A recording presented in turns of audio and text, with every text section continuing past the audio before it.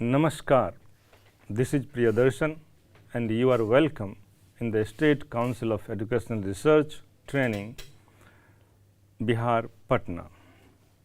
So dear children, in the last lesson we started studying The Lost Spring by Anish Jung. So we shall continue the same lesson today also. In the last lesson, as I said, we studied in fact the opening part of the story.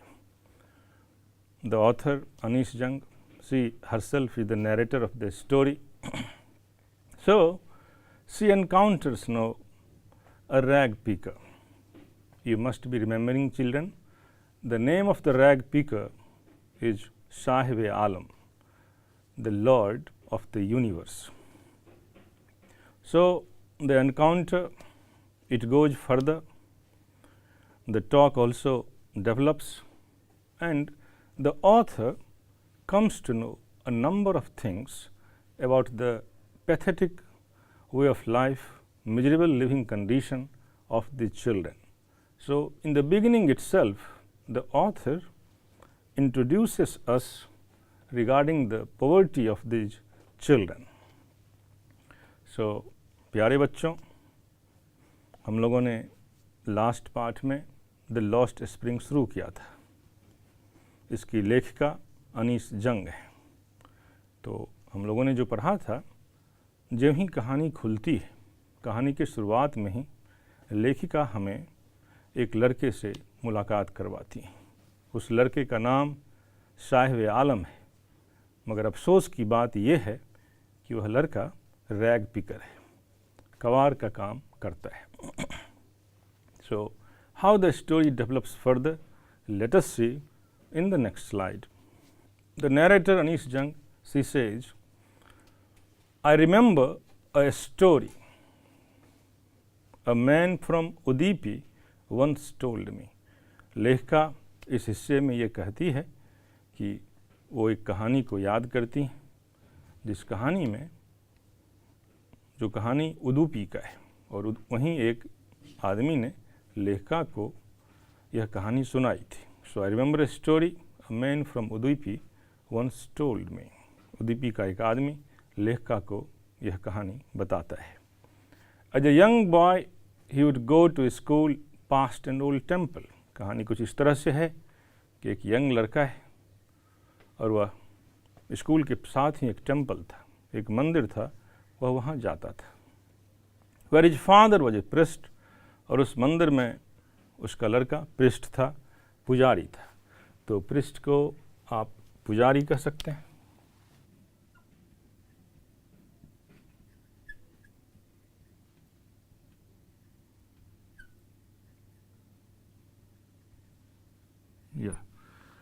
So his father was a priest there. He would stop briefly at the temple. मंदिर पर जाकर वह लड़का थोड़ी देर के लिए रुकता. And pray for a pair of shoes, और वह प्रार्थना करता ईश्वर से कि ईश्वर हमें एक जोड़ी जूते दिलवा दो. 30 years later I visited his town and the temple. 30 वर्षों के बाद लेखिका फिर से उस शहर को देखती हैं, फिर से उस शहर को जाती हैं. which was now drowned in an air of desolation. तो जो वह मंदिर वाला शहर था, जब 30 साल के बाद लेखिका वहाँ जाती है तो उनको दिखता है कि वहाँ सब कुछ बदल चुका था, सब कुछ खत्म हो चुका था. डेसोलेशन, नो, डेसोलेशन को आप यहाँ एम्प्टी कह सकते हैं.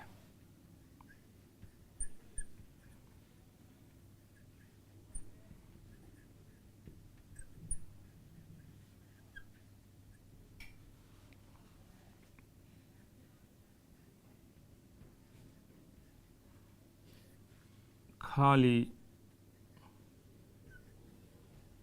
खाली सा,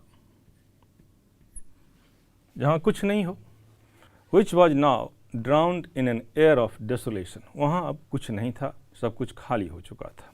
In the backyard where lived the new priest, पीछे जहाँ एक नया पुजारी रहता है, there were red and white plastic chairs. तो वहाँ उस जगह लाल और सफ़ेद रंग की प्लास्टिक की कुर्सियाँ रखी हुई थी।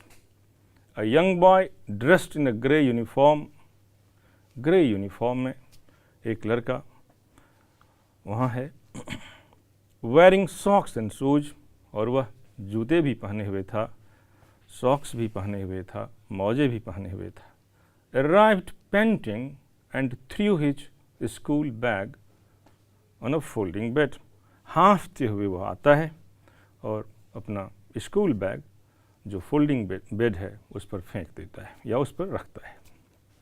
लुकिंग एट द बॉय, लड़के की तरफ देखते हुए, I remembered the prayer another boy had made to the goddess when he had finally got a pair of shoes। लेखिका उस लड़के को देखती और वो याद करती 30 साल पहले की बात, वो ज़माना जब उन्होंने एक कहानी सुनी थी कि एक लड़का जो मंदिर में रोज़ आता था और ईश्वर से प्रार्थना करता था कि प्रभु मुझे एक जोड़ी जूते दिलवा दो। तो वो प्रार्थना शायद इस लड़के की सुन ली गई हो। Let me never lose them. The goddess had granted this prayer. ईश्वर ने इस प्रेयर को, उसकी प्रार्थना को सुन ली। Young boys like the son of the priest now or shoes. Young boys, जवान लड़के, प्रिस्ट के संतान, वो अब जूते पहनते हैं। But many others like the rag pickers. लेकिन बहुत सारे, जैसा कि वो साहिब जैसे बहुत सारे लड़के जो रैग पिकिंग का काम करते हैं, जो कबाड़ चुनने का काम करते हैं, इन माई नेबरहुड रिमेन शूलेस। बहुत सारे लड़के, लेखिका कहती हैं कि जो उनके पड़ोस में रहते हैं और रैग पिकिंग का काम करते हैं, वो तो अभी भी, उनके पाँव अभी भी नंगे ही हैं। So children,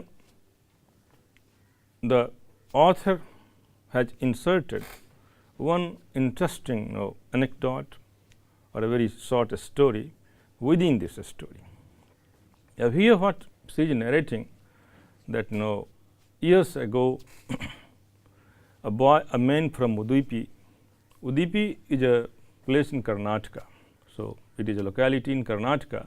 So there a person told her a story. The story was something like that there was a young boy nearby the temple, and he used to visit the temple every day and prayed the God that God kindly grant me a pair of shoes. So this is how the young boy each day visited the temple and he used to pray. After almost 30 years, the author revisits the town of Udupi, and there what she finds, she goes to the same temple town. After some time, a young boy comes. He is dressed in grey uniform, wearing shoes and socks, and of course there is a school bag he is having, and he throws that school bag on the bed, on the folding bed. So here the author says that after all, the prayer of at least this boy, it has been fulfilled. But at the same time, the author says that there are so many children in her neighborhood, they are rag pickers, their prayers have never been fulfilled.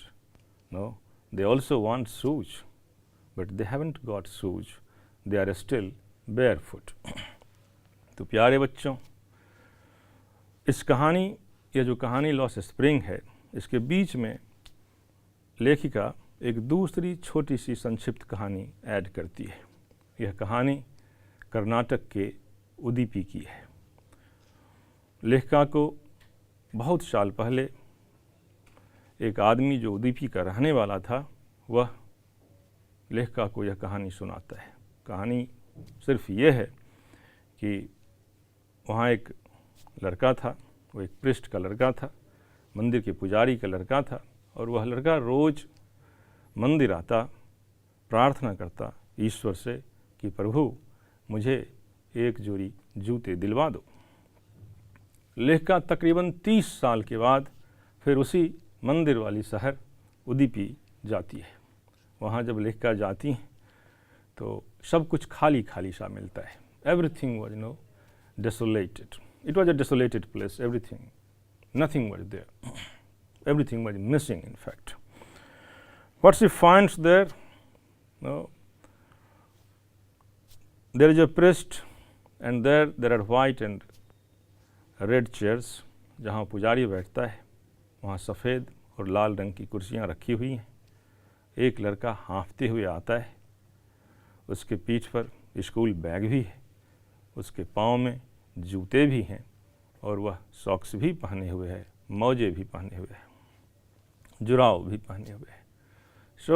लेखिका थोड़ी देर के लिए सोचती है और सोचती यह है कि आखिरकार इस लड़के की तो ख्वाहिश पूरी हो गई।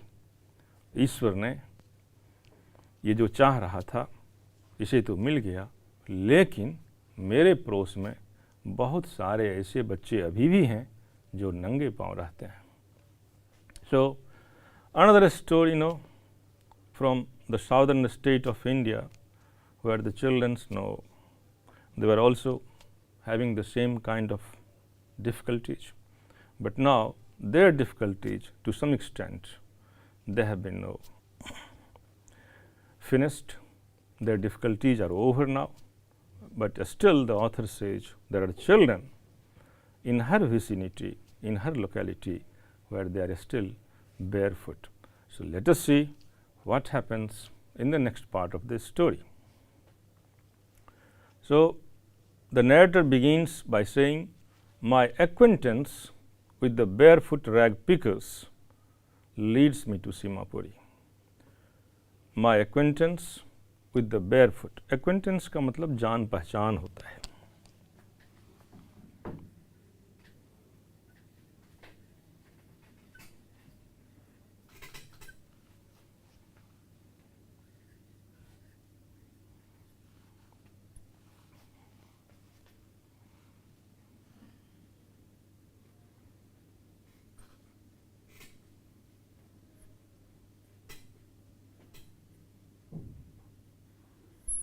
जान पहचान. No? So the author says that her acquaintance with Sahib Alam, you can understand, or with these children who are the rag pickers, it leads her to the place of Simapuri, a place on the periphery of Delhi, yet miles away from it. It's very important to note this sentence, children. Very often they will ask you questions based upon this sentence. The author writes about Simapuri, a place on the periphery of Delhi, yet miles away from it. Periphery.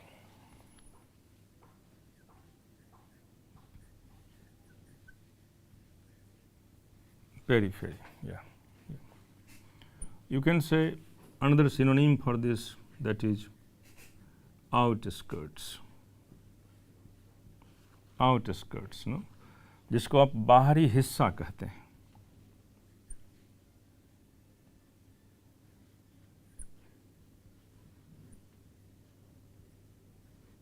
No? So the author writes, see the sentence. She writes, Simapuri is on the periphery of Delhi. Still,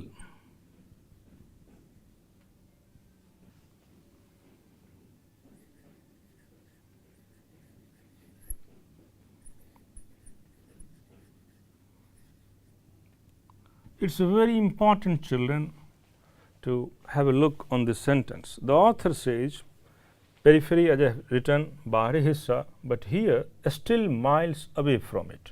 Let us try to understand the meaning of this phrase first. Still miles away from it. When the author writes that Simapuri is on the periphery of Delhi, on the outskirts of Delhi, जब सीमापुरी दिल्ली का बाहरी हिस्सा है, कहने का मतलब ये है कि है तो दिल्ली में ही, लेकिन लेखिका यह कहती है कि दिल्ली में होने के बावजूद यह दिल्ली से मीलों दूर है। जरा इस सेंटेंस को समझें। आखिरकार लेखिका ऐसा क्यों कहती है कि despite of being the part of Delhi it is still miles away from it, but that is metaphorically, symbolically she says so, metaphorically is symbolically.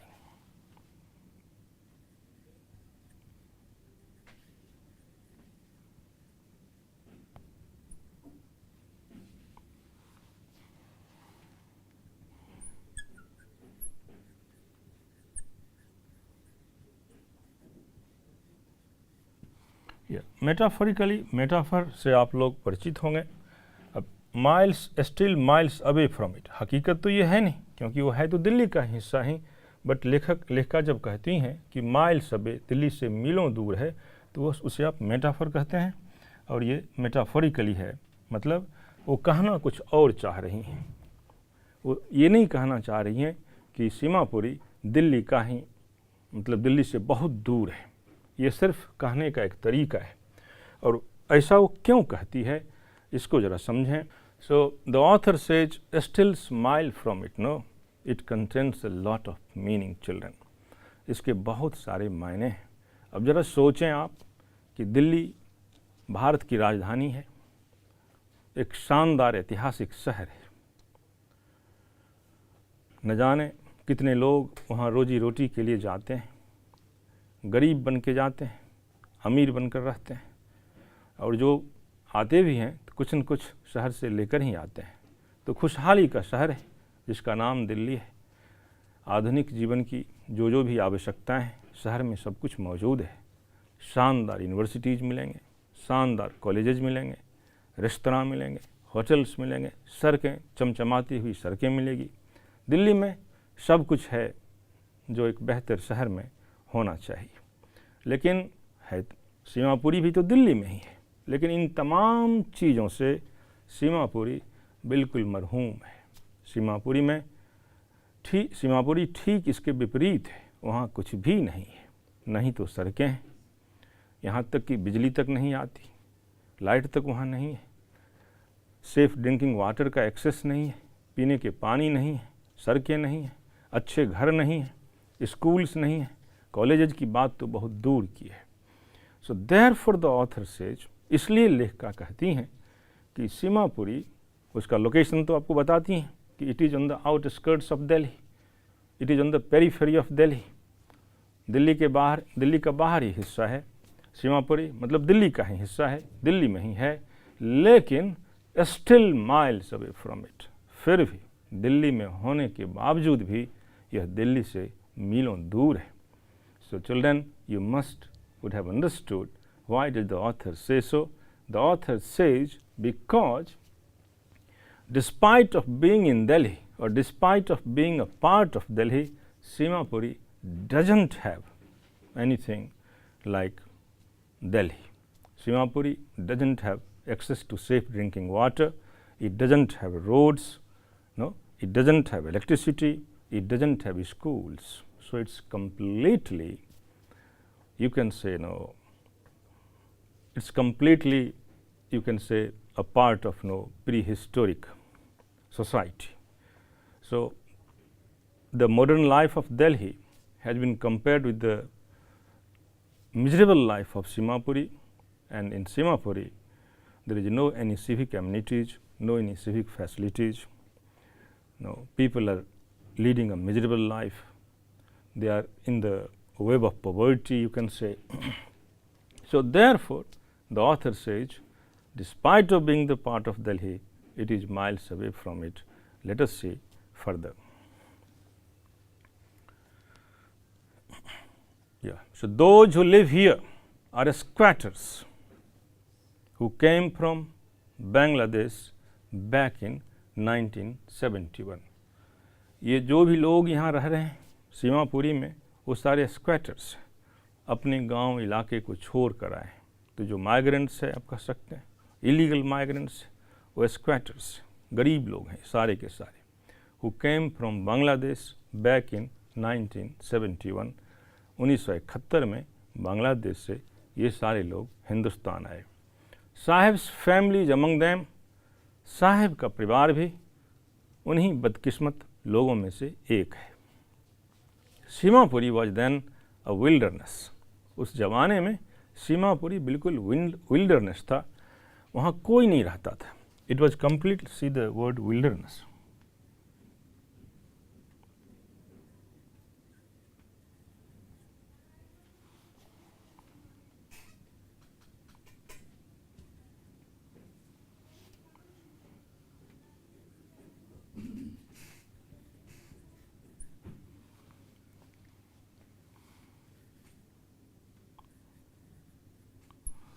इसको यूं कहें तो निर्जन,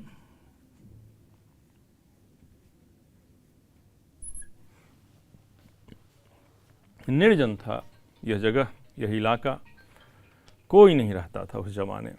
इट स्टिल इज, लेखा कहती हैं अभी भी कुछ ऐसा ही है। But is no longer empty, but is no longer empty, लेकिन अब यह खाली नहीं है।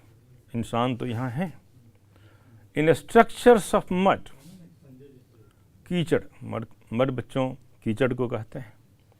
तो इन स्ट्रक्चर्स ऑफ मड, कीचड़ों के बने घर, उनकी दीवारें, with roofs of tin and tarpaulin, और उन मिट्टी के बने हुए घर, उनके छत टीन के, और उस टीन के ऊपर वो लोग टैरपोलिन रखते थे, जो वाटरप्रूफ प्लास्टिक होता है। ये वहाँ के घर हैं। डिवाइड ऑफ सीवेज, कोई नालियाँ भी नहीं हैं ताकि गंदा पानी कहीं बाहर निकल सके।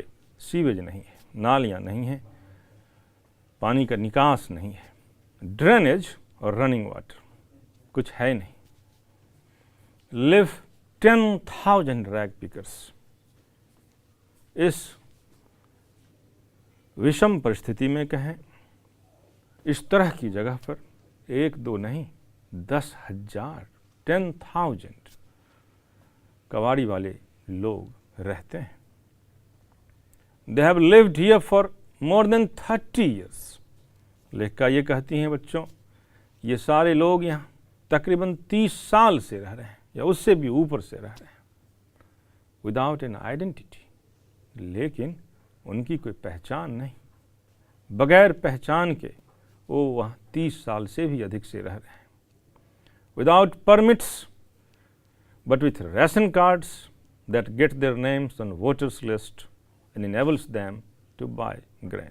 उनके पास कोई परमिट नहीं, कोई कानूनी कागजात नहीं, कोई अधिकार नहीं, बट विथ राशन कार्ड्स, लेकिन राशन कार्ड्स जरूर है। राशन कार्ड तो बच्चों आप समझते होंगे कि जिससे एक गवर्नमेंट इशू करती है, और उस राशन कार्ड के आधार पर लोग अनाज प्राप्त करते हैं, या तो रियायत पर या मुफ्त में। तो और बाकी सुविधा तो उनके पास कुछ है नहीं, लेकिन उनके पास ये राशन कार्ड है, उपभोक्ता कार्ड जिसको आप कहते हैं, that get their names on voters. और ये भी इसलिए है क्योंकि उनका नाम वोटर लिस्ट में हो। राशन कार्ड मिलने से कम नाम तो वोटर लिस्ट में हो जाता है। And enable them to buy grain, और इस तरह से वो राशन प्राप्त करते हैं, ग्रेन को प्राप्त करते हैं। तो यहाँ भी लेखिका दो बातें कहती है। एक तो उनकी स्थिति जिस तरह से बताई है कि सीवेज नहीं, ड्रेनेज नहीं, रनिंग वाटर नहीं, और इन तमाम चीज़ों के बावजूद कोई सिविक एम्यूनिटीज़ के नाम पर उनके पास कुछ भी नहीं। लेकिन उसके बावजूद लेखिका ये कहती हैं कि उनके पास एक राशन कार्ड है। अब राशन कार्ड इसलिए है क्योंकि जिसके पास भी राशन कार्ड है, उपभोक्ता कार्ड है, कम से कम उनका नाम वोटर लिस्ट में आता है। और ये जो पॉलिटिशियंस हैं, जो राजनीतिज्ञ हैं, या जो राजनीतिक पार्टियां हैं, वो करती हैं। उनको राशन कार्ड दिया, वोटर लिस्ट में उनका नाम आया, वो वोट डालेंगे, और इसकी आड़ में उन्हें अनाज भी मिल जाता है। So here also there is a game, and the game is really very dirty. Let us see next what the author writes. So they have lived there for more than 30 years without an identity. बगैर किसी पहचान के 30 साल से ज़्यादा बरसों से वो लोग वहाँ रह रहे हैं without permits but with their ration cards, and they get their names on voter lists and enable them to buy grain. Food is more important for survival than an identity. जरा देखें इस सेंटेंस पर गौर करें. Food is more important for survival than identity. Hindi में बच्चों आप इस कहावत को ज़रूर सुने होंगे, मरता सो क्या नहीं करता. So food is the basic necessities of life. It is must, at least food, shelter, clothes. कपड़ा, रोटी, मकान, ये तो आधारभूत या बुनियादी ज़रूरत है, हर किसी को मिलना चाहिए. सो ऑथर इस बात को थोड़ा हाईलाइट करती हैं और कहती हैं कि food is more important than identity. पहचान तो बाद की बात है. पहचान जब पेट खाली हो तो फिर उस पहचान का वो क्या करेंगे. तो पहले तो पेट भरना चाहिए, पहले तो उन्हें भोजन मिलना चाहिए. पहचान मिले न मिले, पहचान की कौन फिक्र करता है. अंग्रेजी में एक इसी तरह की एक कहावत है, बेगर्स आर नॉट चूजर्स. जो भिखारी है भला उसको कहाँ ये हक मिलता है कि वो सामान को चूज करे. उसको तो जो भी मिलता है उसी से वो अपना गुजारा करता है. Let us see next what the author writes. So food is more important for survival than identity. If at the end of the day, अगर दिन के ख़त्म होने के बाद शाम को we can feed our families, हम अगर अपने बच्चों को पेट भर दाना दे सकते हैं and go to bed without an aching stomach. aching stomach है यहाँ.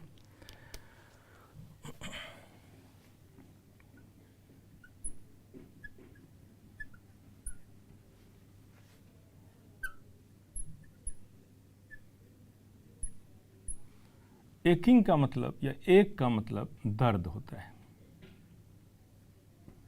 लेकिन जो यहाँ लेखिका जब एकिंग स्टमक लिखती हैं तो इसका मतलब यह है कि खाली पेट. और स्वाभाविक है जब पेट खाली होगी तो दर्द तो होंगे ही होंगे.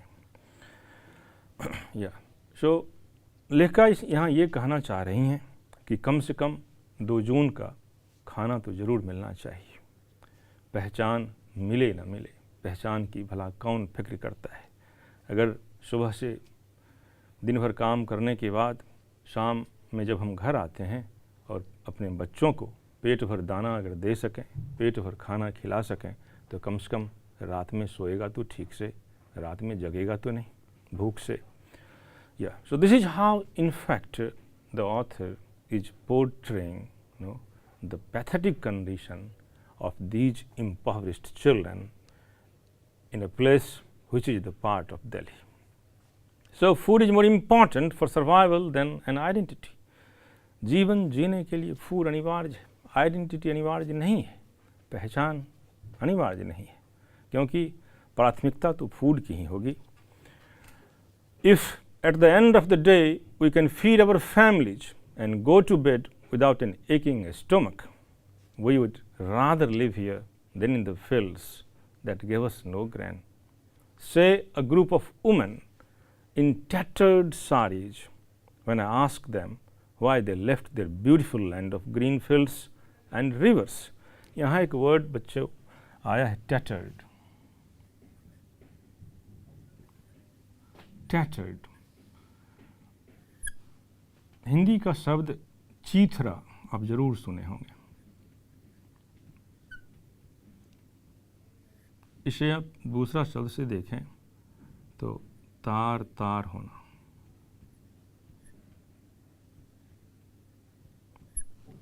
इंग्लिश में दूसरा वर्ड देखें तो टॉर्न कह सकते हैं.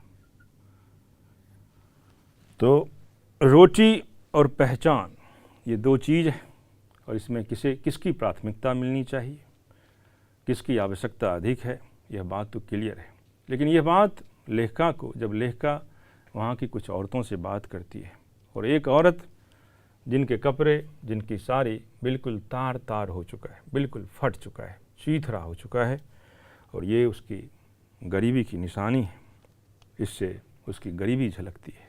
तो वह लेखिका को कहती हैं कि कम से कम खाना तो यहाँ मिल जाता है, हम अपनी ज़मीं, अपना देश या हमारा जो ज़मीं था, हमारा जो देश है, अगर वहाँ हमें पेट भर खाना भी नहीं मिलता तो हम भला उस पहचान को लेकर क्या करेंगे, भला उस देश से हमारा कैसा नाता, उस देश से हमारा कैसा रिश्ता। क्योंकि जैसा कि बच्चों आप जानते हैं कि ये सारे लोग 1971 में बांग्लादेश से आए थे और वहाँ से आए, गुर्बत में आए, गरीबी में आए कि उनको अपने वतन में, अपने देश में पेट भर खाने को भी नहीं मिलता था। और जब वो सीमापुरी आते हैं, यहाँ पहचान मिले न मिले, इज्जत मिले न मिले, कम से कम पेट भर खाना तो मिलता है। तो फिर वही बात है कि बेगर्स आर नॉट चूजर्स, उनके पास कोई और दूसरा ऑप्शन नहीं। So this is how children, the author is portraying the एबिजमल poverty of the people who are living Simapuri as rag pickers. No? So, इस तरह से बच्चों लेख का सीमापुरी के लोगों की बेइंतहा गरीबी को दर्शाती है, दिखाती है। So, this is what we have studied in this part of the story. The next part of the story we shall read again in the next lesson. Till then, goodbye, stay blessed, namaskar.